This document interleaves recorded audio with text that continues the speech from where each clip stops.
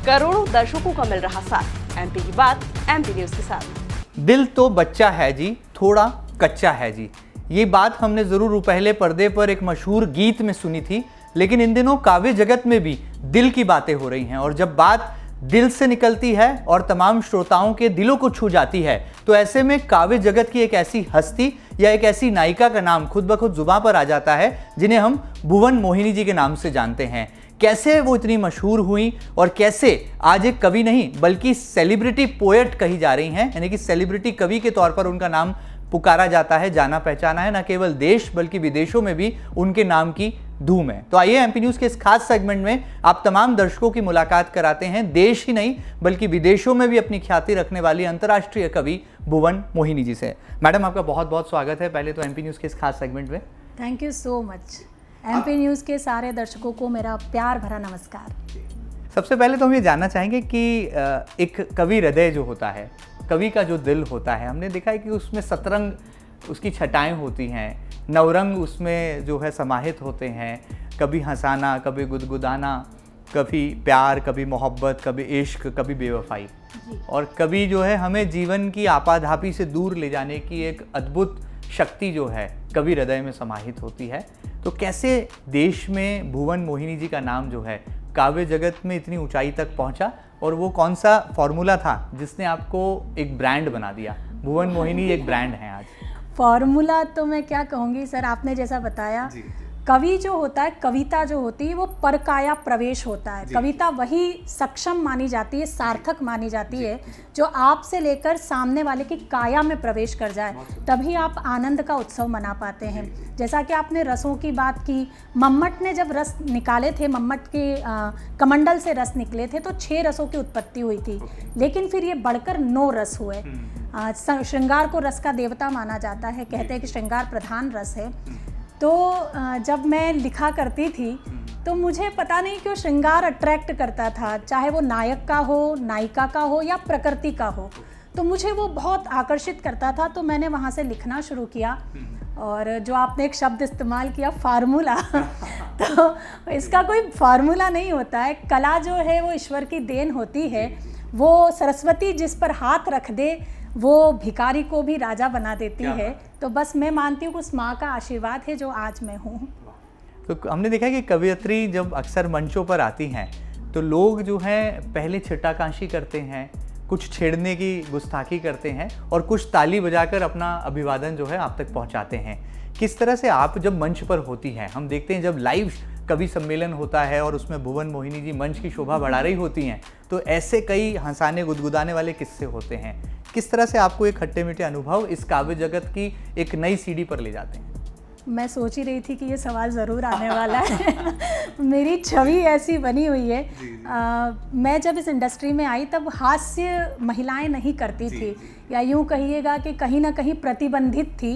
वो केवल एक पुरुषों का अधिकार माना जा रहा था। और मैं सदैव धारा के विपरीत चली हूँ, वो मेरे नेचर में है। तो मैंने हास्य को अपना सहारा बनाया। और छीटाकशी की जहाँ तक बात थी, तो जब कोई कवयित्री खड़ी होती थी तो संचालक या कवि कुछ भी उस पर टिप्पणी कर देते, तो मैं पीछे बैठकर सोचती थी कि भाई ये महिला है, इसमें भी बुद्धि होगी, ये भी जवाब दे सकती है, देती क्यों नहीं। मैंने कई बार कई कवयित्रियों से बात भी की कि भाई आप क्यों नहीं बोलते हो, तो उन्होंने कहा नहीं भुवन, मंच का मामला है, बस सुनो और समझो और भूल जाओ। बट वो मेरे नेचर में नहीं था।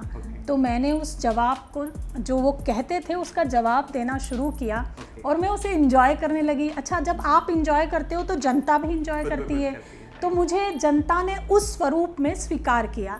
तो मैं आज भी उसी धारा में हूँ। वही आपकी यूएसपी बन गई। हाँ, ये कहा जा सकता है। और इसके कई सारे ऐसे किस्से हैं जो कई बार ऐसा होता है ना, कवि तो चलिए छोड़िए, लेकिन जनता भी बिल्कुल वो नीचे से बोलती है। और स्पेशली मैं मालवा की बात कहूँगी। आई लव मेरा मालवा, मध्य प्रदेश में बहुत प्रेम करती हूँ। यहाँ के लोगों का जो सेंस ऑफ ह्यूमर है, हमारे एक बहुत बड़े कवि हैं आदरणीय सत्यनारायण सत्तन जी, वो एक बात कहते हैं, मालवा माल और वाह जो खाता पीता है, आनंद करता है। तो सच में ये प्रदेश वैसा है। यहाँ पे आप किसी से रास्ता पूछो तो वो सीधे सीधे रास्ता नहीं बताएगा। वो पहले 2 आपको पंच कहेगा, उसके बाद रास्ता बताएगा। तो मुझे लगता है वो नर्मदा का पानी मैंने भी पिया। तो ऐसे कई सारे किस्से हैं जो मुझे लगता है कि मेरे मंच से जुड़े हुए हैं, मैं शेयर करूंगी धीरे धीरे आपसे। तो इस वक्त आप जो है एमपी न्यूज़ पर भुवन मोहिनी जी के दिल की बात सुन रहे हैं और मुझे लगता है कि जब बात इनके दिल से निकलकर आपके दिलों तक पहुंचेगी तो ये जो संवाद का रास्ता होगा इसमें कई तरह की खट्टी और मीठी यादें भी होंगी। ऐसे में हमने देखा है कि कवियत्री का जो दिल होता है उसमें तो कविता ही रहती है, तो भुवन मोहिनी जी के दिल में कौन रहता है? सर कवियत्री नहीं, कवियत्री सबके दिल में कविता ही रहती है। उनके दिल, दिमाग, व्यवहार, आचार व्यवहार सब में कविता होती है। और मैं तो मतलब मेरे तो दिमाग में सच में कई बार मुझसे घर पे कुछ कहा जाता है और आधे घंटे बाद मुझसे पूछा जाता है कि तुमसे कुछ कहा था, तो मैं रिवाइंड करती हूँ कि अच्छा मुझे, क्योंकि मेरा दिमाग उस समय कविताएं बुन रहा होता है। अगर मैं घर में कुछ काम भी कर रही होती हूँ या बातचीत भी, वंदन में आपसे बात भी कर रही हूँ, तो अभी भी मेरे दिमाग में कोई गीत का प्लॉट चल रहा है कि ऐसा हो सकता है। गीत का प्लॉट हमारे दर्शकों के साथ भी साझा कर देंगे तो और उन्हें भी आनंद आएगा। हाँ, ये बिल्कुल। अभी जैसे ज़िंदगी की हम लोग बात कर रहे थे बिफोर इंटरव्यू, तो ज़िंदगी की बातचीत चल रही थी कि आज किस आपाधापी का दौर है, तो मुझे वहीं पर सूझा था एक मुखड़ा जो मैं सुनाना चाहती हूँ, सुनिएगा। ये अभी तक कहीं अभी बना है, इसलिए थोड़ा कच्चा सा है। कि जीवन है एक जुआ सा, हम तुम है एक खिलाड़ी, हर सांस पे दाव लगा है, हर सांस सांस पर भारी। जीवन है एक जुआ सा, हम तुम है एक जुआरी, हर सांस पे दाव लगा है, हर सांस सांस पर भारी। क्या बात है। आपको पता नहीं है कि इस सांस के बाद दूसरी सांस आएगी या नहीं, तो ये जीवन ऐसे चलता है, आज और अभी में है। हाँ, बस प्रेजेंट। कविता यही सिखाती है कि आप अभी का आनंद लीजिए, भूत में क्या हुआ, भविष्य में क्या होगा। कविता इस चिंता से आपको दूर करती है, तभी तो आप एट प्रेजेंट रह पाते हैं। दिल तो कच्चा है जी, इस बात में कितना दम है। क्या वाकई में दिल बहुत कच्चा है और दिल फिसल भी जाता है बहुत जल्दी। हम जब आपकी कविताएं सुनते हैं तो श्रोताओं को, अच्छे श्रोताओं को भी हम धराशायी होता हुआ देख लेते हैं। नहीं, ये 100% सही है कि दिल तो बच्चा है जी। दिल इतना मासूम होता है कि वो कई बार कईयों पे आ जाता है। मतलब मेरा मानना है कि इश्क जो है वो जीवन में एक बार नहीं होता, कई बार होता है। हम जब छोटे होते हैं तो प्रेम हमें हमारी माँ से होता है, हम थोड़े बड़े होते हैं तो हमारे भाई बहनों से होता है, हम थोड़े और बड़े होते हैं तो मित्रों से होता है। फिर जीवन में कोई एक ऐसा व्यक्ति आता है, हमें लगता है इसके बिना जीवन संपूर्ण नहीं, तो हमारा प्रेम वहाँ जाके अटकता है। फिर जब आपका परिवार बढ़ता है तो आपको आपके संतान से प्रेम होता है। जब उम्र में आप आगे और जाते तो ये प्रकृति हमें लुभाने लगती है, हमें इससे प्रेम होने लगता है। तो प्रेम कहीं एक जगह टिककर नहीं रहता, प्रेम की यात्रा है जो हमें जीवन की यात्रा के साथ करनी पड़ती है। प्रेम बंधन नहीं है, सीमित नहीं हो सकता, प्रेम मुक्तता है। प्रेम में आप मुक्त होते हो, स्वतंत्र होते हो, प्रेम कभी बांध कर नहीं रखता। चलिए, बहुत सुंदर। आपके दिलों की बात मुझे लगता है कि श्रोताओं के दिल तक भी पहुंच रही है।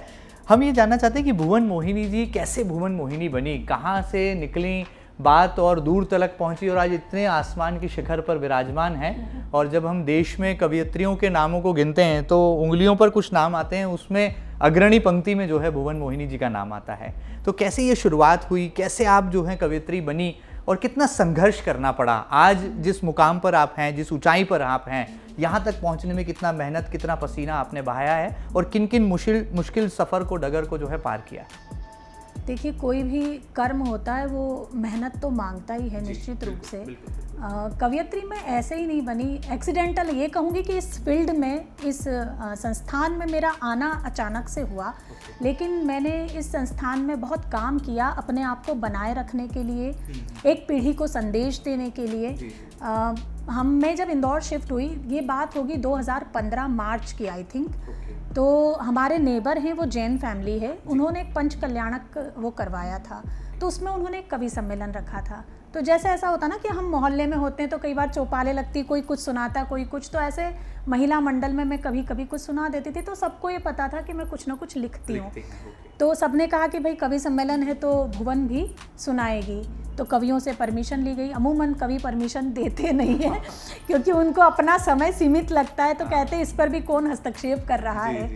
तो फिर भी मुझे परमिशन मिली और मैंने एक गीत भ्रूण हत्या पर उस समय सुनाया था और पब्लिक ने उसे बहुत अच्छे से सुना। तो फिर कवियों ने मुझसे पूछा कि तुम इस फील्ड में आना चाहोगी कवि सम्मेलन? तो मैंने कहा मैं इसके बारे में जानती नहीं हूँ, लेकिन अगर मुझे मौका मिलेगा तो निश्चित रूप से मैं इस कविता की सेवा के लिए उपस्थित होंगी। तो उस वैसे वैसे मेरा सफ़र आगे बढ़ा। इसकी एक बड़ी अच्छी घटना है मैन जी, मैं पहले कवि सम्मेलन की बात आपको बताऊंगी। ये मुझे नहीं पता, बहुत कम लोगों को पता होगा क्योंकि ये चीज़ें शेयर हो नहीं पाती। आपके दिल की बात है तो मुझे लगता है दिल की बातें खोल कर कहना चाहिए। और ज़िंदगी तो आज और अभी में है, तो ये मज़ा दर्शकों को भी मिलना है। मैं स्पेशली MP न्यूज़ को थैंक यू कहूँगी कि मुझे ये बताने का मौका मिल रहा है पहली बार कैमरे के सामने। मैं पहला कवि सम्मेलन मैंने देवास के पास एक कछालिया शहर है वहाँ पढ़ा था।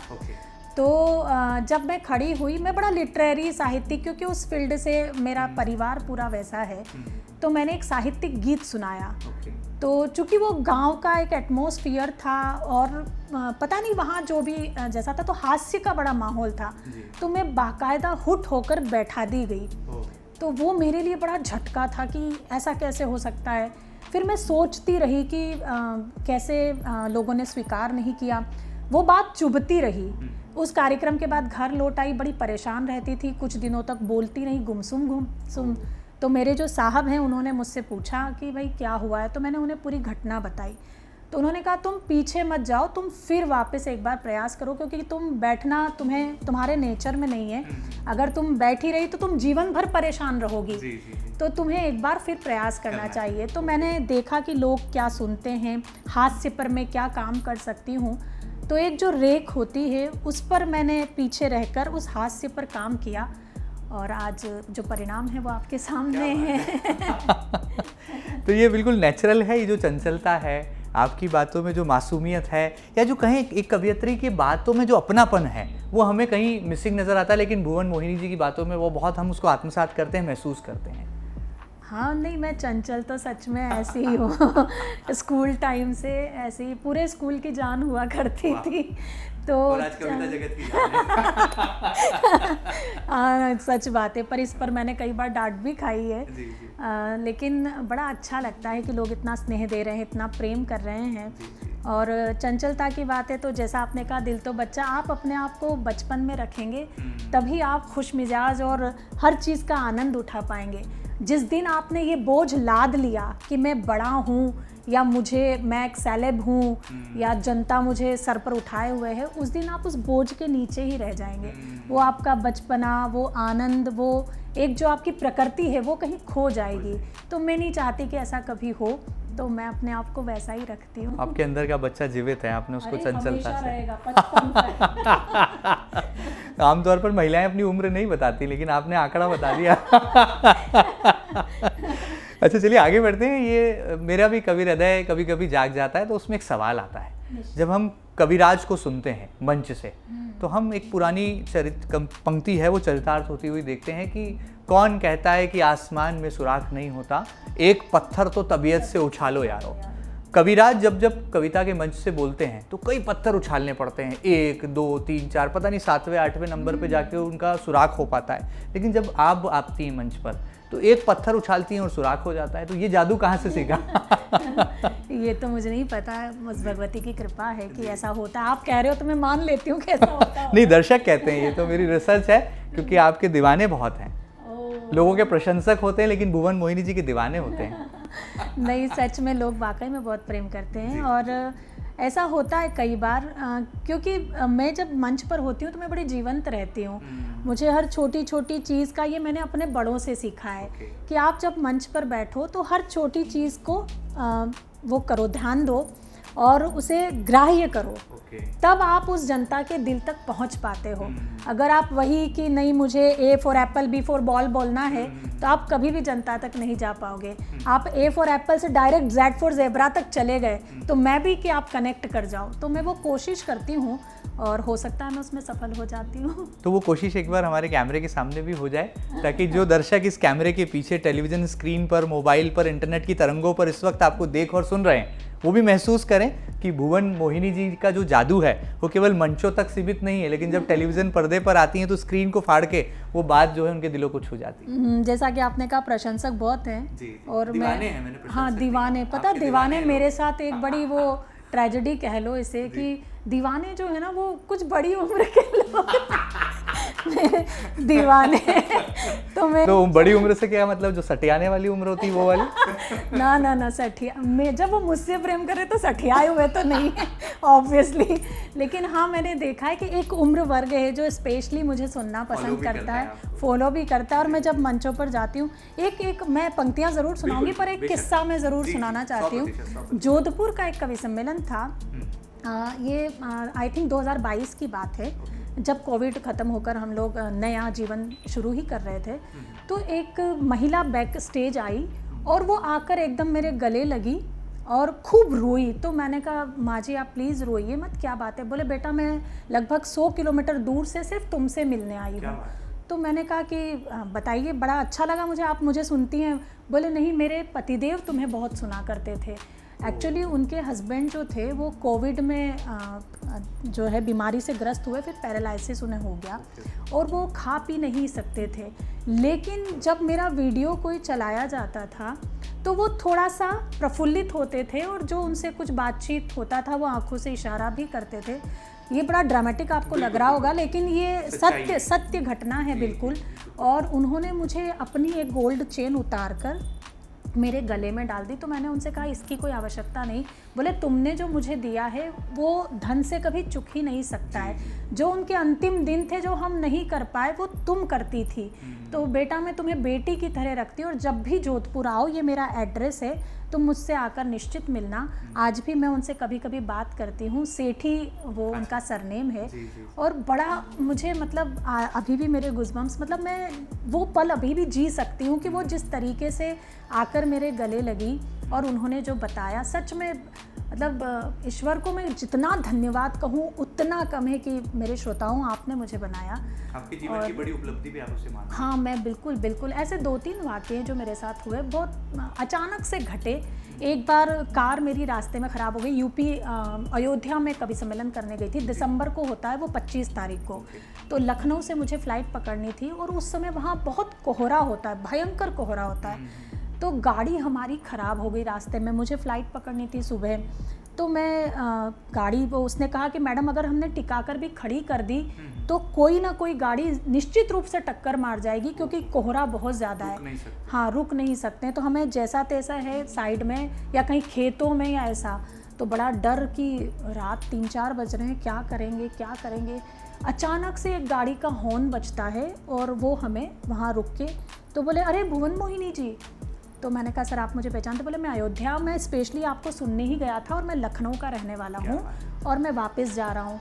तो मैंने कहा सर ये गाड़ी ख़राब हो गई। बोले आप गाड़ी की चिंता ना करिए, इसे यहीं छोड़ें और ये मेरी पत्नी है, आप ये डरे भी नहीं, ये मेरी पत्नी मेरे साथ है, आप चलिए मैं आपको एयरपोर्ट छोड़ देता हूँ। और वो एक मतलब भगवान का दूत बन के कोई आया हो, ऐसे वो आए और वो मुझे लेकर गए। तो बड़ा मतलब मन खुश भी होता है, कई बार तो मैं रो भी देती हूँ ऐसे कि मैं इस लायक हूँ भी नहीं कि जितना जनता प्रेम कर रही है, बट बहुत अच्छा लगता है।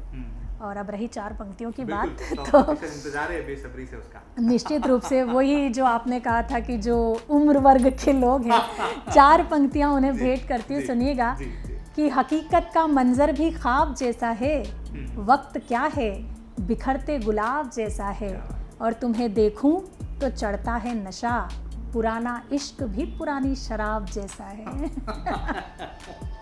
चारों खाने चित कर देती हैं आप एक ही पंक्ति में, जो है सारी टारगेट ऑडियंस को टारगेट पर ही रखती हैं आप, हमने ये देखा है। नहीं सर, ऐसा बिल्कुल नहीं। किस तरह से आपको लगता है कि कविता जगत में भी बदलाव आ रहा है? हम काव्य जगत को आज से 15 साल पहले, 20 साल पहले जब देखते थे तो ये एक साहित्य का मंच हुआ करता था और ऐसे ऐसे शब्द विन्यास होते थे जो कई श्रोताओं को समझ नहीं आते थे लेकिन वो महसूस कर पाते थे। आज जो काव्य जगत का स्तर है उसको कैसा आप पाती हैं और क्या लगता है आपको किस मुकाम पर आने के बाद कि ये चीज़ और काव्य जगत में हो जाए तो बात बन जाए भारत देश की?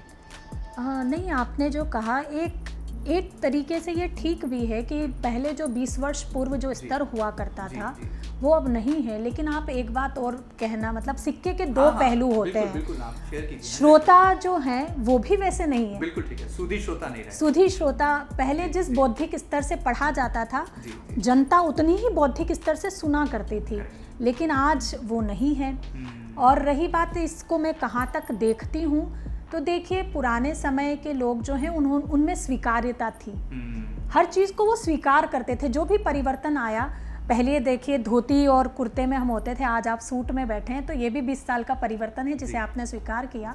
तो जो मंचों का परिवर्तन है उसे भी स्वीकार करना चाहिए। पहले मंच केवल कविता सुनाने के लिए होते थे, अब मंच व्यवसाय हैं। निश्चित रूप से ये संस्थान है, अब ये कवि सम्मेलन नहीं बचा, अब ये एक इंडस्ट्री है। और जहाँ इंडस्ट्री है वहाँ व्यवसायीकरण तो निश्चित रूप से होगा, और जहाँ व्यवसायीकरण होगा वहाँ इस तरह का घटना और बढ़ना तय है। तो अभी हम पतन के दौर में हैं क्या? नहीं, बिल्कुल नहीं, ऐसा बिल्कुल नहीं कहा जा सकता। बहुत नई पीढ़ी आ रही है, बहुत अच्छी कविताएं कर रही है। ये ज़रूर कहूँगी कि जनता कम हो गई है। हम कवि सम्मेलनों में, जैसे मैंने 2015 से शुरू किया था, तब मैं देखती थी हज़ारों की भीड़ हुआ करती थी। वो अब कुछ 100, 200, 500 में सीमित हो गई है। धीरे धीरे ये जो हैं एक हॉल में सीमित हो जाएंगे, लेकिन न कविताएं मर सकती है, न कवि मर सकता है, न साहित्य मर सकता है। ये सदैव जीवित रहेगा।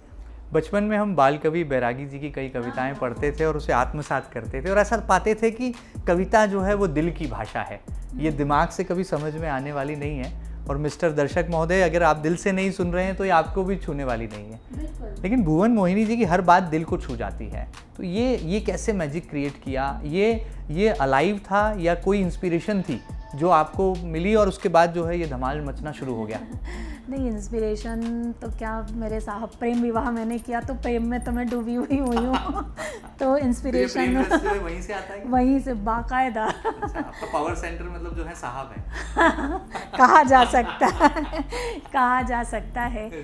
तो बाल कवि जी का आपने नाम लिया। मैं सच बताऊं, मेरा उनसे पत्र व्यवहार, मैं विद्यार्थी थी तब से रहा, और उनकी एक आपको बात बताऊंगी, वो कभी भी किसी के पत्र का जवाब न दें, ऐसा संभव ही नहीं था। बहुत सुंदर। वो सदैव बैठ के पत्र लिखते थे। अगर आप उनसे मिले हों तो हाँ, वो सदैव पत्र, मेरे पास उनके कई पत्र, माया गोविंद जी के मेरे पास पत्र हैं, मैं नीरज जी के मेरे पास पत्र हैं, मैं इनसे पत्र के संपर्क में। जैसा कि मैंने आपसे कहा कि मैं उस परिवेश से आती हूँ जहाँ पर एजुकेशन को बहुत महत्व दिया जाता था। मुझे भी पीएचडी मैंने की। घर वाले चाहते थे कि मैं कहीं लेक्चरर बनूं, बट आपकी डेस्टिनी आप तय नहीं करते हो। ईश्वर ने लिखा हुआ। हाँ, वो मेरी डेस्टिनी ये थी, तो मैं यहाँ हूँ। और मैं बड़ी सौभाग्यशाली हूँ कि मेरा जो शौक़ था वो मेरा व्यवसाय बना और मैं जनता तक पहुँची, तो खुद को मैं सौभाग्यशाली मानती हूँ। लेकिन साहित्य का जो परिचय है मेरे परिवार ने, मैं बहुत कम उम्र में थी तभी मेरे मामा, अब वो नहीं रहे, स्वर्गीय देवेंद्र प्रसाद भट्ट, वो हिंदी के लेक्चरर थे, और वो हमें टास्क देते थे कि आज तुम्हें जो है प्रेमचंद का ये उपन्यास पढ़कर आना है, तो हम डिनर पर इस पे बात करेंगे। आज तुम्हें रश्मि रथी पढ़नी है तो मैं तुमसे इस पर बात करूँगा। तो वो उन्होंने, मतलब यूँ कहे ना कि साहित्य के प्रति जो रुचि जगाई वो उन्होंने जगाई, और कहीं ना कहीं पैदाइशी भी था, तो फिर धीरे धीरे आगे बढ़ती गई। महान कवि हुए हैं हरिवंश राय बच्चन जी। उनकी एक मधुशाला और मधुशाला के बिना आपसे ये जो साक्षात्कार है ये अधूरा सा लगेगा। तो ये जो मधुशाला है, आप कहते हैं कि मैं मधु नहीं हूँ, मैं पूरी मधुशाला हूँ। तो इस राज पर से भी जरा पर्दा उठा दीजिए, ताकि जो श्रोता हैं उनको भी जो है एक मौका मिल जाए कि भुवन मोहिनी जी आई और हमने मधुशाला ही नहीं उनसे सुनी, या मधु हम तक नहीं पहुँचा। सफ़र लहरों का पाकर के सफ़ीना भूल जाओगे, हमारे संग बैठोगे तो जीना भूल जाओगे, और फ़कत एक जाम को पीकर मिटाते ज़िंदगी क्यों हो, हमारी आँख से पी लो तो पीना भूल जाओगे। तो ये मधुशालाएं जो है हम अपनी आँखों में लेकर घूमते हैं, और हर स्त्री को इस पे फ़ख्र करना चाहिए, इसमें कोई बुराई नहीं है। देखिए, प्रकृति ने उसे ये नेमत दी है तो निश्चित रूप से उसे फ़ख्र तो करना चाहिए।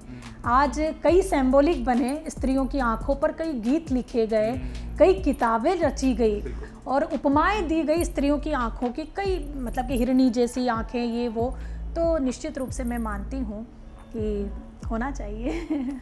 तो ये मधुशाला कैसे आपके जीवन में भी जो है मिठास घोलती है, और जब आप मंच पर होती हैं तो क्या ये मधुशाला की मिठास दर्शकों तक पहुँचे, श्रोताओं तक पहुँचे, ऐसे प्रयास आप करती हैं, या फिर जो होता है वो स्पॉन्टेनियस हो जाता है?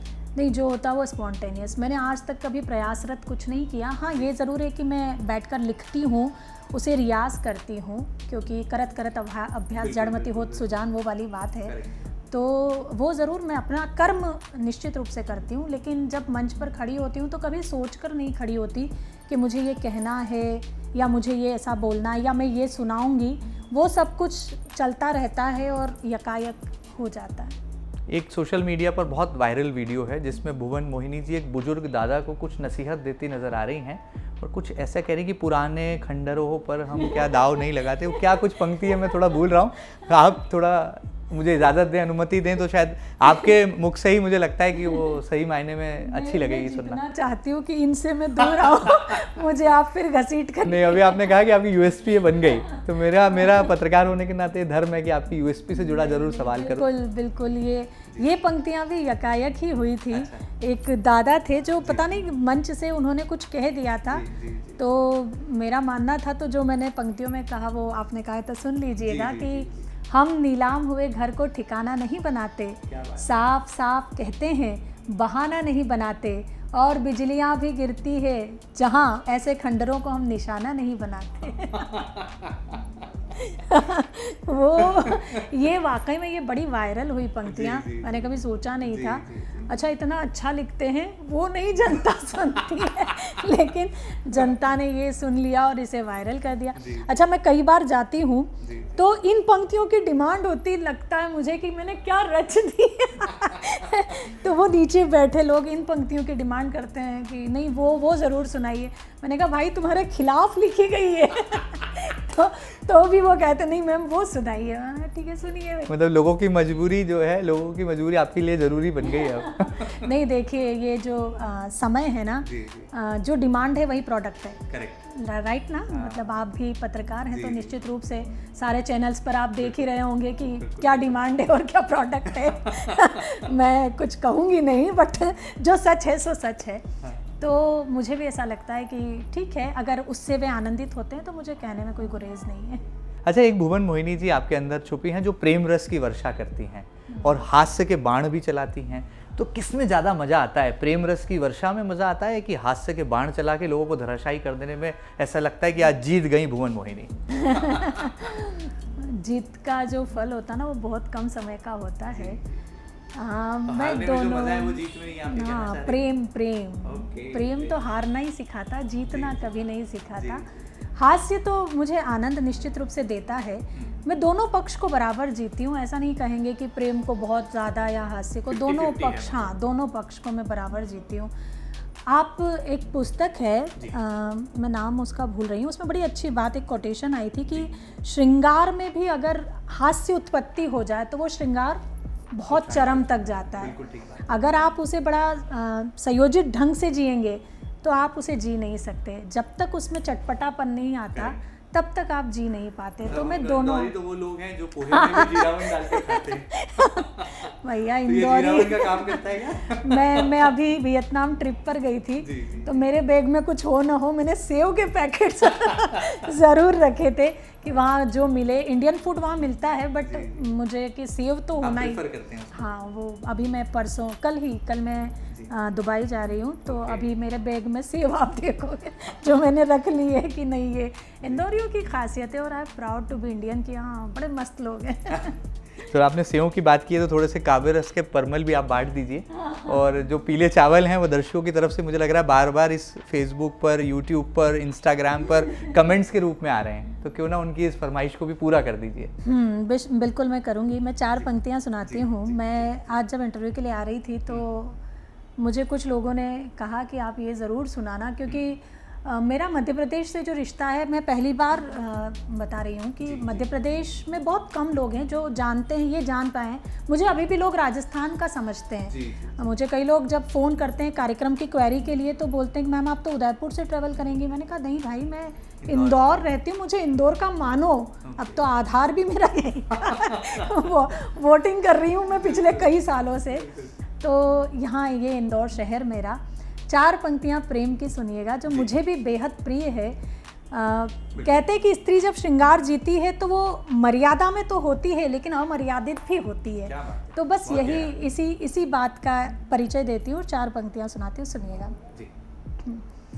कि नयनों ने नयनों में मदिरा घोली रात भर, नयनों ने नयनों ही में मदिरा घोली रात भर, चांद को पाने की जिद में खिड़की खोली रात भर, प्रणय सेज पर मैंने उसका आमंत्रण स्वीकार किया, मैं चुप वो चुप दोनों ही चुप, चूड़ी बोली रात भर, मैं चुप वो चुप दोनों ही चुप, चूड़ी बोली रात भर।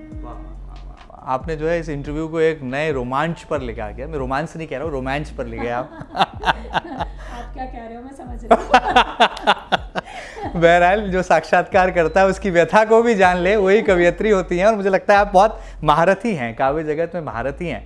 मैंने कवि कुमार विश्वास को बहुत करीब से देखा और सुना है, और उनकी ऊंचाई को भी मैं महसूस करता हूँ। आज वो काव्य जगत को जिस ऊंचाई पर ले गए, और एक ग्लैमर का तड़का जो है वो कुमार जी ने जोड़ दिया है। कितना फ़क्र होता है। और आपको लगता है कि एक दिन ऐसा भी आएगा जब भुवन मोहिनी ये नाम एक ब्रांड, और वो भी ग्लैमर की इसी ऊंचाई पर छाया होगा, और आपके जो प्रशंसक नहीं बल्कि जो दीवाने हैं वो भी आपके पीछे धूम मचा रहे हैं?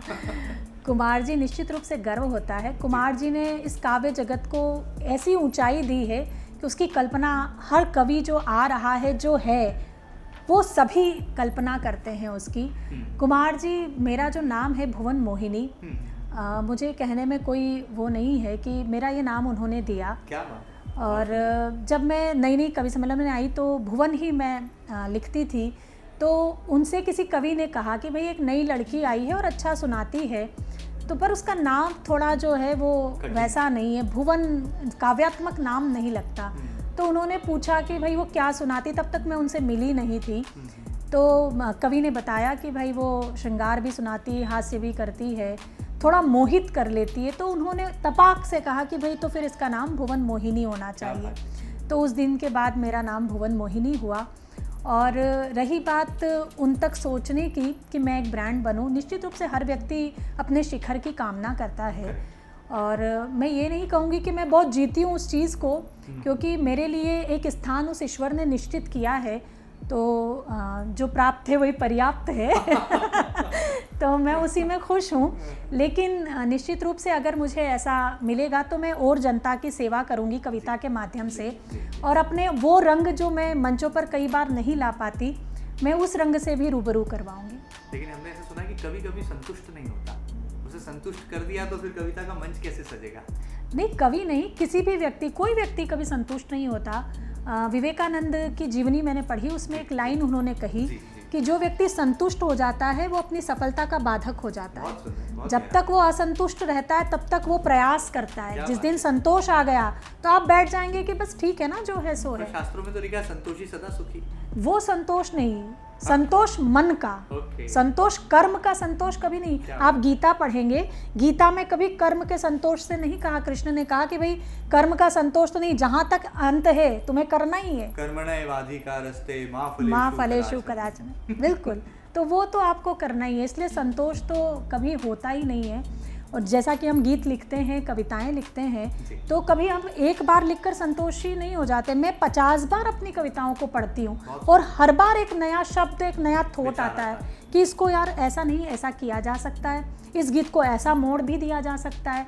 तो वो चलता रहता है निरंतर। हम जैसे कुछ मैं लिखूंगी तो वो प्लॉट चलता रहेगा कि मैंने ये पंक्ति लगाई तो नहीं यार, इसकी जगह ये उचित है, ये लगा सकते हैं। और आप जितना पढ़ेंगे, हमारे बड़े हमें सिखाते थे, मेरे दादाजी मुझसे कहते थे कि जीवन आपका 2 चीज़ों से बहुत सुचारू रूप से चलता है। आपके अनुभव 2 चीज़ों से लिए जा सकते हैं, पहला पाठन और दूसरा यात्रा। आप यात्रा करिए, आपको बहुत अनुभव होगा, और आप पढ़िए तो आपको जीवन के अनुभव मिलेंगे। क्या बात है, क्या बात है। मैं जो अब अगला सवाल आपसे पूछने वाला हूँ, ये भुवन मोहिनी जी का वो रंग है जो अब तक सामने नहीं आया, पहली बार कैमरे पर आ रहा है। हाँ, मुझे भी बड़ा मज़ा आया आपसे बात करके। निश्चित आपका एक रंग हमें ये नज़र आता है कि आप बहुत अच्छी कवयित्री हैं, बहुत अच्छी विचारक हैं, बहुत अच्छी साहित्यकार हैं, आप बहुत अच्छी एस्ट्रोलॉजर भी हैं। ये ज्योतिष, ये पंडिताई कहाँ से आ गई? भुवन मोहिनी जी कितना नक्षत्रों के बारे में, कितना ग्रहों के बारे में जानती हैं। और जैसा हमने देखा कि अब कविता के मंच से जब बोलती हैं तो मुझे लगता है नवग्रह भी वहाँ पर जो है परिक्रमा करते हैं और वो श्रोताओं पर टूट पड़ते हैं और वो श्रोता फिर प्रशंसक नहीं आपके दीवाने हो जाते हैं। मुझे आप 9 ग्रहों के चक्कर में मत फंसाइए। ये तो आप तो वैसे ही 9 ग्रह रावण की सीढ़ियों पर भी थे, लेकिन तो भी क्या हुआ आपको मालूम है, इसलिए मैं उनमें चक्करों में नहीं। पर आप एस्ट्रोलॉजर तो हैं, इस बात में तो कोई दो राय नहीं है। मुझे बहुत रुचि है और मेरे परिवार से मुझे मिला। मेरे नाना बहुत अच्छे ज्योतिष थे। मैं उनके साथ छोटी थी तब से बैठ के सीखा करती थी कैसे पत्रिकाएं बनाई जाती है, कैसे ग्रह देखे जाते हैं, कैसे दृष्टि देखी जाती है, कैसे फलित होता है, कैसे गणित होता है। तो मैंने ज्योतिष उनसे सीखा। फिर जब सीख लिया था तो रुचि थी चूँकि, तो फिर पढ़ाई भी की उसकी। और हाँ, मैंने डॉक्टरेट की उसमें, मैंने हिंदी लिटरेचर में भी की और उसमें भी की, लेकिन वो काम नहीं आ रही है अभी। अभी मैं अपने ही ग्रह देख रही हूँ। लेकिन निश्चित रूप से ज्योतिष, हमारा जो भारतीय ज्योतिष है, आज आप देखेंगे पूरे फॉरेन में रिसर्च होती है इस चीज़ में। मैं एक ग्रुप में जुड़ी हुई हूँ जिसमें फॉरेन के स्टूडेंट्स भी हैं। हमें एक टास्क दिया जाता है, हर वीक एक कोई पत्रिका दी जाती है और उसके पैरेलल कोई पत्रिका दी जाती है। उन दोनों पर हमें रिसर्च करनी होती है, क्योंकि वो दोनों बंदे सेम टाइम पर पैदा हुए हैं, सेम नक्षत्र हैं, लेकिन दोनों का जीवन अलग अलग है। तो ये टास्क होता है कि भाई कैसे हम इसे देखेंगे, तो डिफ्रेंशिएट करते हैं। और बड़ा मज़ा भी आता है कि कैसे हम, एक बार हमें हमारे देश के प्रधानमंत्री की पत्रिका भी दी गई थी। वर्तमान प्रधानमंत्री? तो जल्दी से बता दीजिए प्रधानमंत्री नरेंद्र मोदी जी का क्या भविष्य होने वाला है, क्या है भविष्यवाणी भुवन मोहिनी जी की, जल्दी से, बहुत बेसब्री से इंतजार हो रहा है। सर बिल्कुल नहीं, मैं वो आई थिंक वो ऐसे पर्सन है जिनके बारे में कोई भविष्यवाणी नहीं की जा सकती। अगर हम कहेंगे कि वो राइट चलेंगे और अगर उन्होंने सुन लिया तो वो निश्चित लेफ्ट चलेंगे। तो मैं बिल्कुल कुछ नहीं कहूँगी, लेकिन हमने उस पर भी रिसर्च की थी। उनके पैरेलल एक क्या पाया आपने प्रधानमंत्री जी की कुंडली में, क्या पाया, थोड़ा सा रिसर्च पर ही बताइए। अगर वो डेट जो हमें मिली थी और वो उन्हीं की पत्रिका थी, तो बहुत सारी चीज़ें थी। उनका गुरु बहुत प्रबल था, जो बौद्धिक क्षमता उनकी बहुत तीव्र है, प्लस समृद्धि योग उनका जो था वो भी उनका बहुत तीव्र था। तो बहुत सारी चीज़ें हमने देखी। अगर वो, मैं चूँकि मैं सोशल मीडिया पर हूँ, तो मैं कोई भी चीज़ 100% नहीं कहूँगी, क्योंकि कब क्या, वो बिल्कुल। तो जो पत्रिका हमने देखी अगर वही थी तो निश्चित रूप से उनकी पत्रिका बड़ी अच्छी थी। लेकिन उसके पैरेलल पत्रिका हमने एक और देखी। वो बंदा जो था वो कच्छ का रहने वाला है जिसकी पत्रिका थी, और वो ठेला चलाता है। तो मैंने कहा भाई इसने अभी ठेला, हो सकता है भविष्य में इसकी भी राजयोग हो, क्योंकि तो चाय वाला प्रधानमंत्री हो गया ना। हाँ, वो एक छोटी सी कहानी योग से मुझे याद आई। एक राजा था, उसका एक बेटा था। तो राजा का राज्य चला गया, बेटा बच गया। तो बेटा जंगल में एक छोटे से घास फूस की झोपड़ी में रहता, बस वहीं रहता था। सुबह शाम भाग्य के देवता आकर उसे भोजन देते थे, क्योंकि उसके भाग्य में भोजन लिखा था। तो ये भाग्य, कई बार ऐसा भी होता है, तो भाग्य की देवी आती और उसे सुबह शाम भोजन परोसती। गांव वाले आए, उन्होंने मिले तो बोले भाई तुम राजा के बेटे हो, कुछ तो कर लो ताकि तुम्हारा जीवन व्यापन हो। बोले भाई देखो, मैं राजयोग लेकर पैदा हुआ हूँ, अब मुझे भोजन कब और कैसे मिलेगा ये वो जानता है, मैं तो बैठा हूँ। तो लाइक वैसा भी राजयोग होता है। लेकिन अभी का समय कर्म का समय है, हमें निश्चित रूप से कुछ प्राप्त करने के लिए कर्म करना चाहिए और करते रहना चाहिए। तो भुवन मोहिनी जी भविष्य भी बहुत अच्छा बता देती हैं, हम ये मान सकते हैं। बताओ। बिल्कुल प्लीज़। मैं बहुत सौभाग्यशाली पत्रकार रहूँगा जिसका भविष्य जो है भुवन मोहिनी जी बताने वाली है। तो हो जाइए जल्दी से शुरू, मेरा क्या भविष्य आपको नज़र आ रहा है? आपका भविष्य बहुत उज्जवल है, आप पूरे मध्य प्रदेश के चैनल को संभाल रहे हैं। तो इससे बड़ा भविष्य क्या मैं आपका जो ललाट है वो वाकई में बताता है कि बड़े बौद्धिक स्तर पे आप एक दार्शनिक सोच भी रखते हैं, और हर पक्ष को आप अपने नज़रिए से देखते हैं। जहाँ तक मैं आपका जो सामुद्रिक शास्त्र पढ़ पा रही हूँ, अभी तक पत्रिका तो मैंने आपकी नहीं देखी, लेकिन जो आपका भाव भंगिमाएँ हैं वो ये बताती है कि हर चीज़ पर आप एक अपना विचार रखते हैं। आप पुराने जो बेसिक विचार हैं उस पर नहीं चलते हैं, जितना मैं अब तक जान पाई हूँ। बाकी होए वही जो राम रची राखा। बहरहाल ये बड़ा खुलासा, बड़ी ब्रेकिंग बिग न्यूज़ आई है कि भुवन मोहिनी केवल कवयित्री नहीं बल्कि ज्योतिष भी हैं। और मुझे लगता है वो दिन दूर नहीं जब आप YouTube पर भुवन मोहिनी जी एस्ट्रोलॉजर ये चैनल भी देख पाएंगे और कैसे गुरु मंत्र देती हैं, कैसे वो आपको टोटके बताती हैं, हंसाएंगी भी, गुदगुदाएंगी भी और आपके भविष्य को भी सुरक्षित कर जाएंगी। मैं गलत तो नहीं हूँ मैडम? नहीं सर, टोटका शब्द आपने अच्छा, वो गलत हो गया? वो गड़बड़ करता है, आपको ऐसा लगता है? गुस्सा आता है भुवन मोहिनी जी को जब इस तरह की चीजें देखती हैं? बहुत क्रोध तो नहीं कहूँगी, लेकिन मुझे लोगों पर दया सी फील होती है कि आप किन भ्रामक जालों में फंस रहे हो कि सोशल मीडिया के दौर में। मैं एक बात निश्चित रूप से आपके चैनल के माध्यम से पहुंचाना चाहती हूँ सभी लोगों को कि ये जो 30 सेकंड की रील्स बन रही हैं जिस पर आपको इतने टोटके बताए जाते हैं, ये ज्योतिष की एक अलग दिशा दे दी है लोगों ने। मैं अभी पिछले दिनों ही सुन रही थी, एक लेडी है, मैं नाम नहीं जानती उसका, ज्योतिष है वो उसे चलने फिरने में दिक्कत हो रही थी और वो घुटनों के टोटके बता रही थी कि आप ये पत्ता लीजिए और हनुमान जी पर चढ़ाइए, आप ये करिए वो करिए। देखिए, वशिष्ठ से बड़ा कोई ज्योतिष नहीं हुआ है। बिल्कुल ठीक है। वशिष्ठ जी सबसे बड़े ज्योतिष थे। उन्होंने भी भगवान श्री राम की पत्रिका देखी। क्या उन्हें नहीं पता था कि भगवान श्री राम 14 वर्ष वनवास जाएंगे, सीता जी उनके पीछे, लक्ष्मण जी जाएंगे? तो क्या वे राम जी को टोटका नहीं बता सकते थे कि भाई तुम पिपली के 4 चक्कर लगाओ प्रभु श्री राम तो तुम्हारा वनवास टल जाएगा, तुम अपनी माता के पैर दबाओ तो तुम्हारी पत्नी जो है राज उसमें रहेगी? ऐसा हो सकता था ना। ज्योतिष ये नहीं है, एक्चुअल ज्योतिष आप जानिए और सही दिशा पकड़िए। ये जितने भी आपको भ्रामक फैलाया जा रहा है कि आप ऐसा कर लीजिए वैसा कर, निश्चित रूप से हमारे शास्त्रों में बहुत सारी बातें हैं। सूर्य को जल देना, सूर्य को जल दीजिए, ये एक ऊर्जा का पर्याय है। जब सूर्योदय होता है और आप जल चढ़ाते हो तो वो रेडियस आती है जो आपकी आंखों को, हाँ बहुत बहुत बिल्कुल वो निश्चित है। हमारा पूरा शास्त्र, हमारा पूरा ज्योतिष, हमारे सारे वेद सारे साइंटिफिक हैं, कहीं भी आप साइंस से दूर नहीं जा सकते हो। लेकिन ये जो बताया जा रहा है, मैं बड़ा मेरे मन में अच्छा, कुछ तो कहते हैं कि एक लोटा जल सारी समस्या का हल। इस पर भी कोई कविता निकलती है कि आपके हृदय से कुछ ऐसी बात निकलती है कि ये क्या हो रहा है? नहीं, एक लोटा जल सारी समस्या का हल।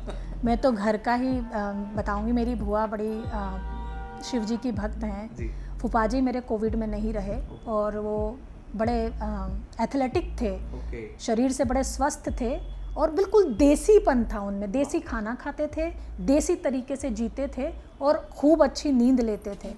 लेकिन आपका मृत्यु योग जब था ना, तब आपको जाना था।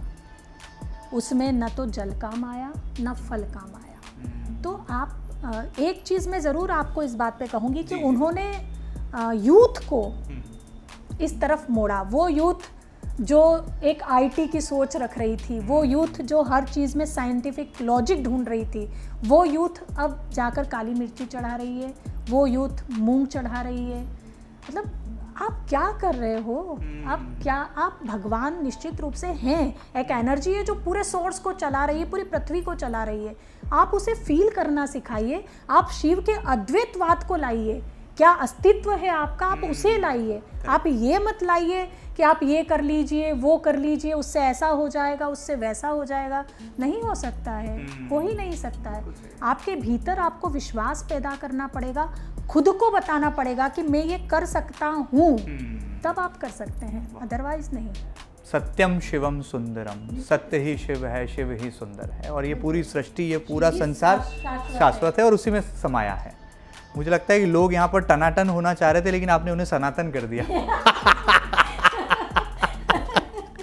बहरहाल आपके दिल की बातें हैं। मुझे लगता है कि आपके दिल की बहुत सारी अलग अलग हमने जो है महिमाएं सुनी, आपके नवरंग भी हमने जाने और बहुत कुछ आपके बारे में जानने समझने का मौका मिला। जाते जाते कुछ हंसाते हुए, गुदगुदाते हुए चले जाइए और कुछ ऐसा कह जाइए जो कि हमारे दर्शक इस इंटरव्यू को कभी भूल ना पाएं। निश्चित रूप से सनातनी। मैं तो अभी आ रही थी ना आपके स्टूडियो में, तभी एक वो लगा हुआ था होर्डिंग, सनातनी विधायक। वो कुछ समय पहले तनातनी विधायक थे।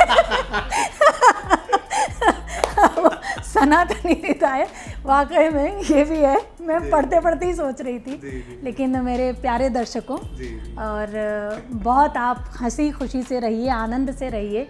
4 पंक्तियां सुनिएगा कि जवानी है अभी रोशन, दिलों की बस्तियां कर लें, जिधर बहती नदी देखें उधर ही कश्तियाँ कर लें, और ज़रा ठहरें, उड़ाएं ना किसी की याद में नींदें, यही है ज़िंदगी के दिन, ज़रा सी मस्तियाँ कर लें। तो ये मस्ती ज़िंदा रखिए कहते हैं कि जिसकी मस्ती जिंदा है उसकी हस्ती जिंदा है। ऐसे बिल्कुल मत रहिए कि आप ज़बरदस्ती जिंदा हैं, तो आनंद से रहिए। ये जीवन आपको एक बार मिला है, इसका आनंद उठाइए। तो इस इंटरव्यू को यहीं रोक दूं या कि और पंक्तियां कुछ बाकी हैं हमारे दर्शकों के?